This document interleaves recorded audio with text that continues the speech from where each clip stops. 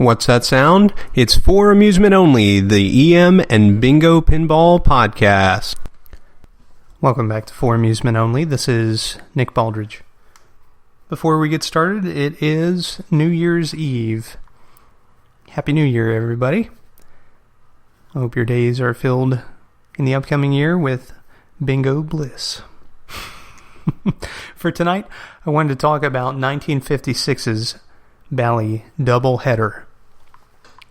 Doubleheader is yet another unique game in Bally's catalog. It's the only game which is actually two separate games at the same time. Let me explain. But first, let me slow it down a little bit.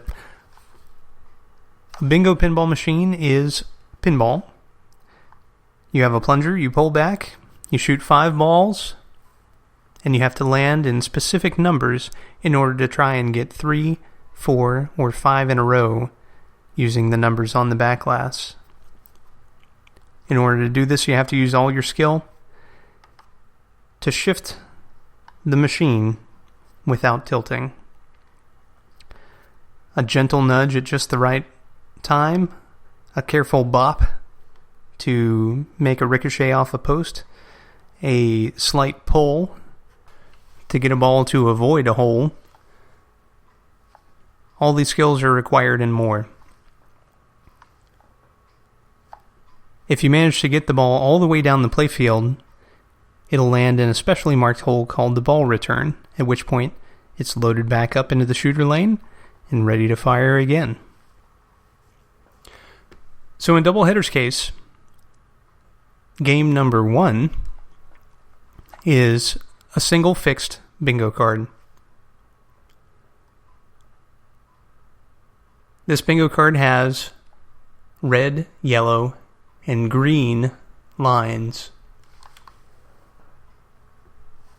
Similar to the Magic Screen games, which would come later. If you've heard some of my earlier episodes, you've heard me describe the mechanism and the features involved in the Magic Screens.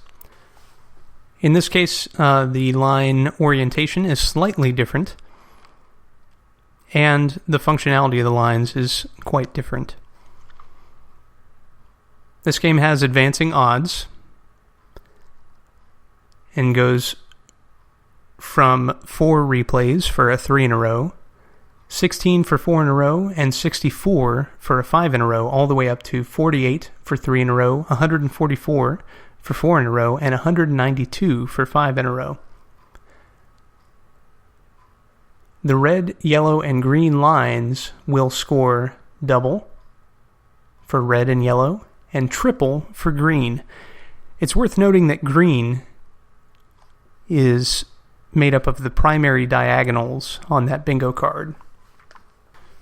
Also worth noting, the number 15 is the center number on this first game, where 16 is normally the center number. 15 is a much easier number to hit. This game has corner scoring, and if you make a ball in all 4 corners, in this case 9, 10, 8, and 3, you'll win 200 replays. This game also marks the triumphant return of Select a Spot. If you have the feature lit all the way to the top, you can choose between 12, 14, 2, 5, and 15 as your spotted numbers. Remember, 15 is your center number on this game, so that's a good one to get. You have to choose which number you want to spot before shooting your 5th ball, and also remember that if you land in the spotted number, it doesn't count for anything extra, and it doesn't give you the opportunity to reposition if you land in that spotted number on your 4th or 5th ball. This game also has up to 3 extra balls, which means you get 8 chances in total to try to get your 5 in a row. Of course, you have to pay for each extra ball, and how quickly it will grant you the extra ball is based on how much you've won recently, the position of various units in the game, and also the features and odds which have been awarded to you. So, that's game 1. That's pretty much a bingo in itself. But this game actually has a second entirely separate game located directly beside the first one. Game number 2 is a Magic Squares game. Magic Squares have 4 quadrants of rotating numbers, A, B, C, and D. This second game has its own set of advancing odds that go from 4, 16, and 64 all the way up to 36, 96, and 192 for 5 in a row. So as you can hear, the odds are slightly different. Now these Magic Squares are awarded in a slightly different way than the Magic Squares games which came before. A and B will award at the same time, which means you can move the leftmost 2 quadrants at the top and the bottom, but you can't move the right 2 quadrants. Next, if you keep putting in money, it will light C. If you continue to put in money, it will spot the number 2 and then quadrant D. And finally, the machine will spot the number 24 as it's ticking up the Magic Squares stepper. This game will also randomly spot the number 12 and the number 13. So as you can hear, many numbers will spot on this particular game, up to 4, but you can't select them. That's the difference between Game 1 and Game 2. There is no extended time tree for the Magic Squares feature. You have to position them before shooting your 4th ball.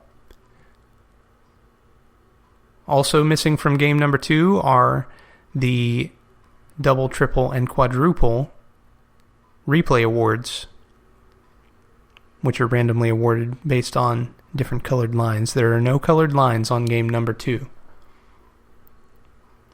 But because these games operate independently, it's like a 2-for-1. Hence the name Doubleheader. Now, this game, as you might imagine, is baseball themed. That is another rarity. It is perhaps the only baseball themed bingo. It's the only one that I can name off the top of my head, and that's for sure. So looking at the Backglass artwork, we have all female baseball teams. On the left-hand side, we have women playing baseball, and they are wearing skirts and knee-high socks and so forth. To contrast, on the right-hand side, you have women wearing essentially short shorts along with their uniforms. The odds are integrated on the left-hand side into the stands. It's like the players are being shown the odds by an appreciative audience holding up the numbers. In the right-hand side, they are either on the women's uniforms or in the dugout in the background. On the right-hand side, there's basically a zoomed-in look at a dugout and then the audience behind in the bleachers. This artwork is very attractive, and it's cool that there are essentially 2 different takes on the same theme on the same game. So let's talk about the cabinet. The cabinet, as you might imagine, has a baseball theme. It is red and white stripes arranged in this curved pattern. And for some reason, instead of the female baseball players, we have male baseball players. Someone at bat and then a catcher behind him. and good clean lines. It looks like he's just swung the bat. And on the sides of the head, you have pennants, flags. As far as the playfield goes, you have different teams of female baseball players arranged in various positions, holding baseballs, throwing baseballs, in the outfield, swinging bats, and stretching. I like the pitcher's mound artwork and the way that the grass is stippled out, so it looks like the dirt kind of blends in with the grass. Very cool. Very detailed. Of course, figure drawings and the baseballs and gloves and so forth are very well drawn as well.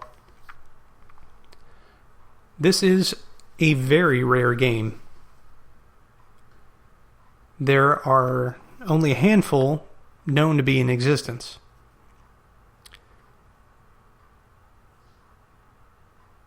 If you ever see one of these, be sure to play it and maybe make an offer. Because it's unlikely that you'll ever see one again. I'm not sure why it was so rare. Perhaps it just wasn't a moneymaker. I don't know. This is the only game where Bally attempted to use this feature of 2 games in 1, so it's hard to say. I have to imagine it was a very expensive game to produce because you have 2 whole sets of separate units that the game has to use to keep track of. Your searching becomes more complicated, etc. Now, one thing that I didn't mention is how you actually choose between Game 1 and Game 2.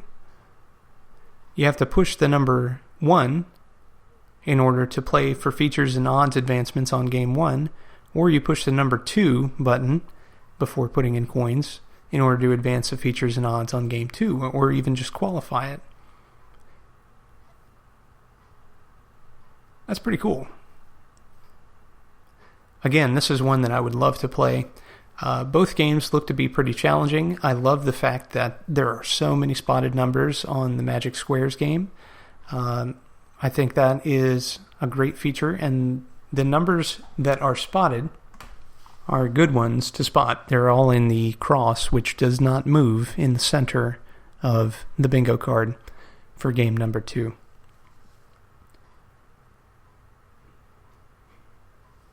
Well, that's all for tonight. Thank you very much for listening. My name again is Nick Baldridge. You can reach me at foramusementonlypodcast@gmail.com, or you can call me on the Bingos line. That's 724-BINGOS1, 724-246-4671. You can listen to us on iTunes, Stitcher, Pocket Cast, via RSS, on Facebook, on Twitter at Bingo Podcast. You can follow me on Instagram, also at Bingo Podcast, or you can listen to us on our website, which is foramusementonly.libsyn.com. Thank you very much for listening, and I'll talk to you next time. Happy New Year, everybody!